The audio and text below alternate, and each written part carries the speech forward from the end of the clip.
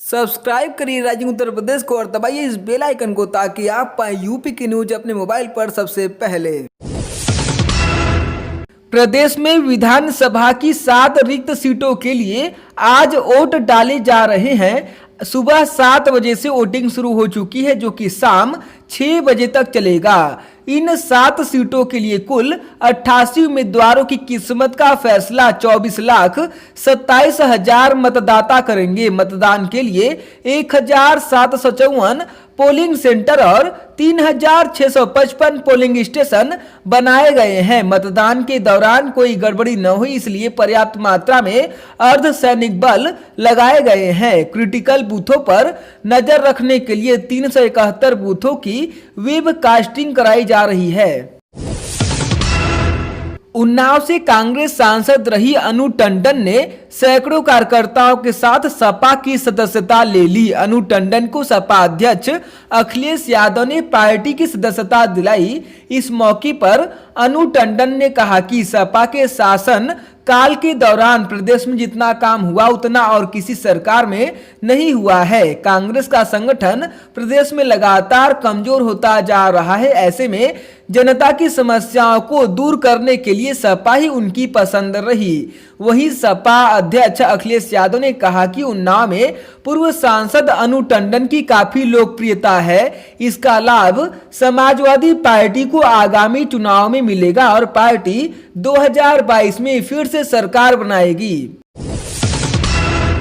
प्रतापगढ़ जिले में दबंग पड़ोसियों ने पिता पुत्र की गोली मारकर हत्या कर दी। दरअसल एक पक्ष धान से लदा ट्रैक्टर टाली लेकर अपने घर ले जा रहा था जिसका दूसरे पक्ष ने विरोध किया। इसी बात को लेकर हुई मारपीट में दबंगों ने फायरिंग कर दी जिसमें गोली लगने से पिता पुत्र की मौत हो गई। सूचना पाकर एसपी व अन्य अधिकारी मौके पर पहुंचे थे।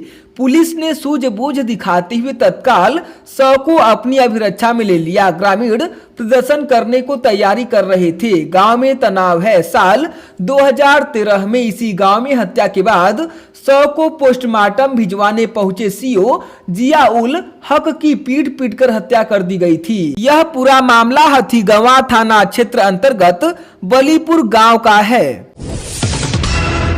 हाथरस में दलित युवती से कथित गैंग रेप और हत्या के मामले में इलाहाबाद हाईकोर्ट की लखनऊ बेंच ने करीब 2.5 घंटे सुनवाई की। इस दौरान आरोपियों की तरफ से पेश सुप्रीम कोर्ट के वकील सिद्धार्थ लुथरा ने जस्टिस पंकज मित्तल और जस्टिस रंजन राय की खंडपीठ के समक्ष कहा कि मीडिया में इस केस की कवरेज पर रोक लगाई जाए, जिसे खंडपीठ ने अस्वीकार कर दिया। हालांकि कोर्ट ने मर्यादा में रहकर बयान व कवरेज करने की बात कही है। कोर्ट ने सुनवाई की अगली तारीख 25 नवंबर तय की है।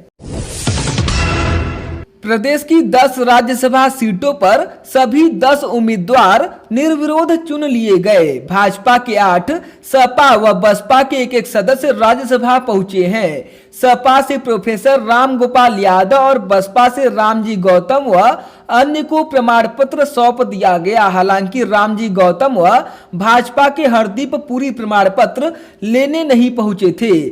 सपा समर्थित एक निर्दलीय प्रकाश बजाज सहित 11 उम्मीदवारों ने नामांकन पत्र दाखिल किए थे, लेकिन प्रकाश बजाज के नामांकन पत्र में त्रुटि होने की वजह से पर्चा निरस्त हो गया था, इसलिए चुनाव की स्थिति नहीं बन पाई। प्रदेश की 11 विधान परिषद शिक्षक व स्नातक की सीटों पर चुनाव की तारीखों का ऐलान हो गया। इसके तहत 5 नवंबर को अधिसूचना जारी होगी। उम्मीदवार 12 नवंबर तक नामांकन दाखिल कर सकते हैं। 17 नवंबर को पर्चा वापस लेने की प्रक्रिया अपनाई जाएगी। आपको बता दें कि 6 शिक्षक क्षेत्र व 5 स्नातक क्षेत्रों की कुल 11 सीटें 6 मई को रिक्त हो गई थी। सुप्रीम कोर्ट ने सीबीआई विशेष अदालत के पूर्व न्यायाधीश सुरेंद्र कुमार यादव की सुरक्षा बढ़ाने से इनकार कर दिया है। उन्होंने 30 सितंबर को 28 साल पुराने अयोध्या के बाबरी मस्जिद विध्वंस केस में फैसला सुनाया था। इस केस में 32 आरोपी बरी किए गए थे। इसमें लाल कृष्ण आडवाणी और मुरली मनोहर जोशी भी शामिल थे।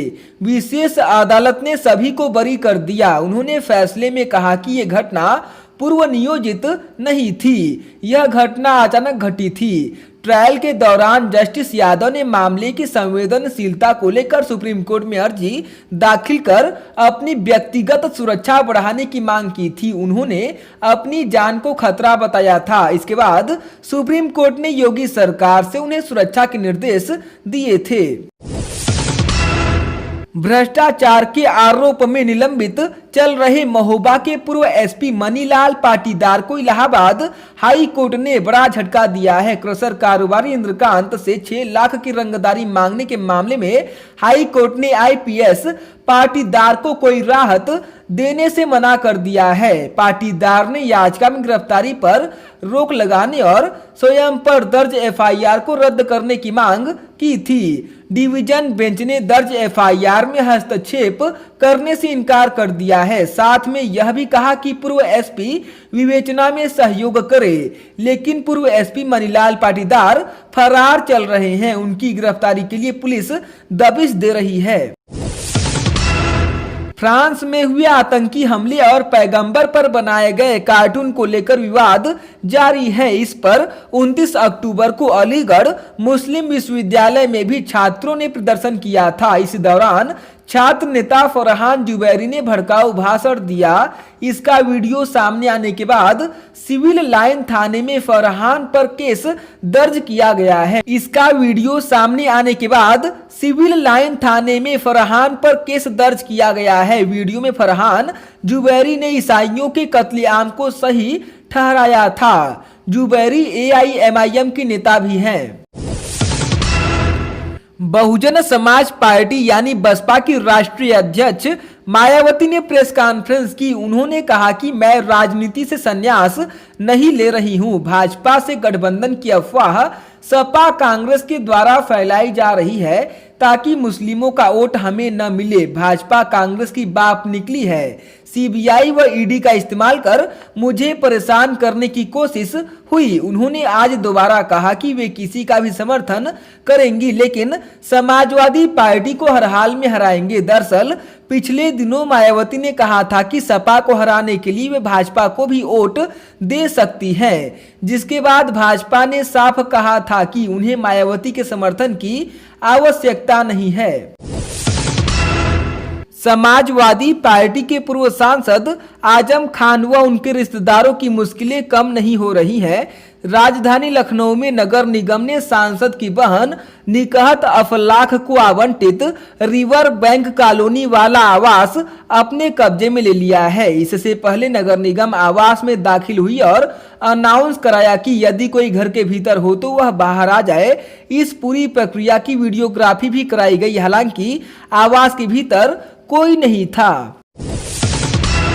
मेरठ स्थित नौचंदी के शास्त्री नगर सेक्टर 12 से घर में खेल रहे ट्रांसपोर्टर के बेटे को अगवा कर लिया गया। बदमाशों ने ट्रांसपोर्टर के मोबाइल पर मैसेज भेजकर 50 लाख की रंगदारी मांगी। सूचना के बाद एसपी सिटी और कई थानों की पुलिस मौके पर पहुंची। आसपास के सीसीटीवी फुटेज खंगालकर बच्चे की तलाश की जा रही है। शायर मुनव्वर राना के खिलाफ हजरतगंज कोतवाली में एफआईआर दर्ज की गई है। कोतवाली में तैनात दरोगा दीपक कुमार पांडे की तहरीर पर यह रिपोर्ट हुई है। दरोगा के मुताबिक सोशल मीडिया की छानबीन के दौरान उन्हें पता चला है कि शायर मुनव्वर राना ने एक निजी चैनल को साक्षात्कार के दौरान विवादित बयान दिया था। एफआईआर दर्ज होने के बाद मुनव्वर राना ने कहा कि मैं अपने बयान पर कायम हूं। मेरी बात पर यदि गुनाह साबित होता है तो चौराहे पर मुझे शूट कर देना। देवरिया जिले के सलेमपुर कोतवाली क्षेत्र के अंतर्गत निजी विद्यालय के शिक्षक की गोली मारकर हत्या कर दी गई। सुबह 100 मिलने के बाद सनसनी फैल गई। एसपी डॉक्टर श्रीपति मिश्र समेत अन्य अधिकारी घटनास्थल पर पहुंच गए। घटना के पर्दाफाश के लिए जिले की एसओजी लगाई गई है। हालांकि अभी तक घटना के कारणों का पता नहीं चल सका है। मथुरा स्थित नंद गांव के प्रसिद्ध नंद बाबा मंदिर में नमाज पढ़ने का मामला सामने आया है। इसके फोटो वायरल होने के बाद मंदिर प्रशासन ने 4 लोगों पर केस दर्ज कराया है। मंदिर को गंगा जल से भी धोया गया। घटना 29 अक्टूबर की बताई जा रही है। कोरोना की वजह से मंदिर में भीड़ कम थी।